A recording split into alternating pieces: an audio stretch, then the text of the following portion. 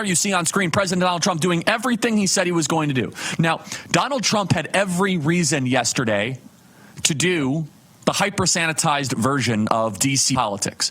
Sign a couple ceremonial executive orders. I'm President Trump, and I'm renaming this post office. He went for the metaphorical executive order jugular. It was shock and awe time in Washington, D.C. yesterday. President Donald Trump signed sweeping executive orders across the board, from drill baby drill, national emergency on the southern border, to everything from the type of showers that we use to gas stoves executive orders. The executive orders are abundant. And it's Liberation Day for a reason. You have never seen anything like it in this audience. You have never seen anything like this.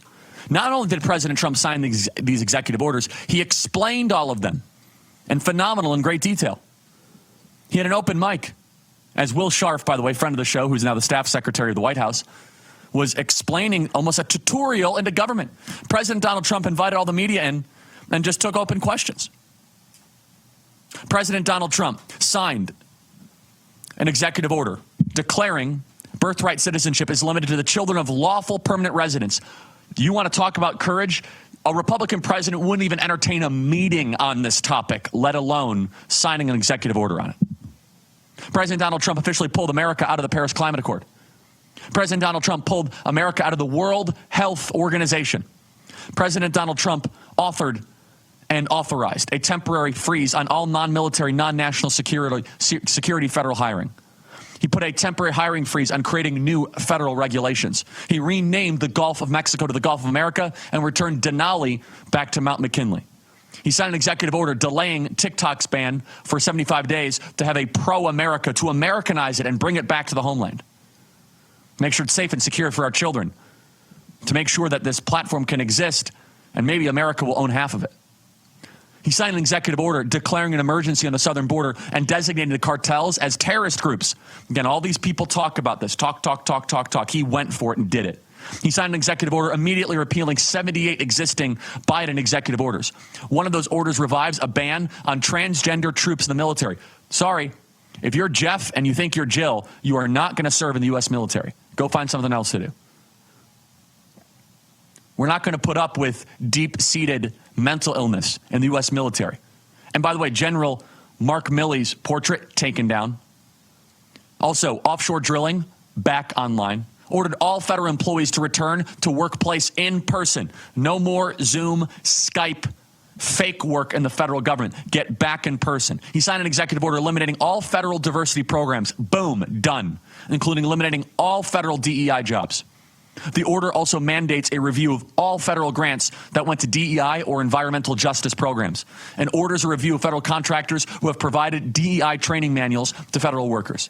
Signed a new order removing protections from federal civil servants, so they are easy to fire and replace, especially if they hinder the administration's planned agenda. Signed an order to review all potential political weaponization or conduct within the Department of Justice, SEC, and FTC.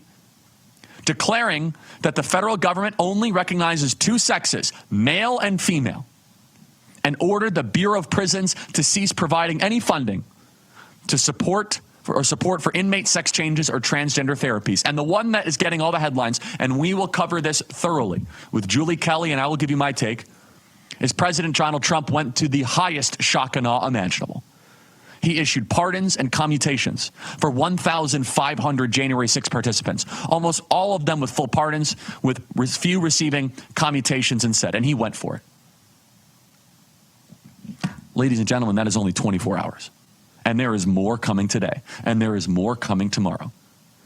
All of that is almost overwhelming, and the number one takeaway I have is that decline is a choice.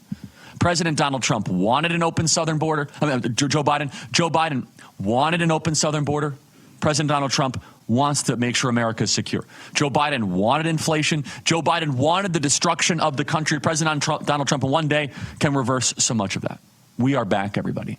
Because of your hard work, your prayers, your energy, we are back. Joe Biden despises the American people. He wants the illegal over the citizen, the foreigner over the American. But now there is a new operating system.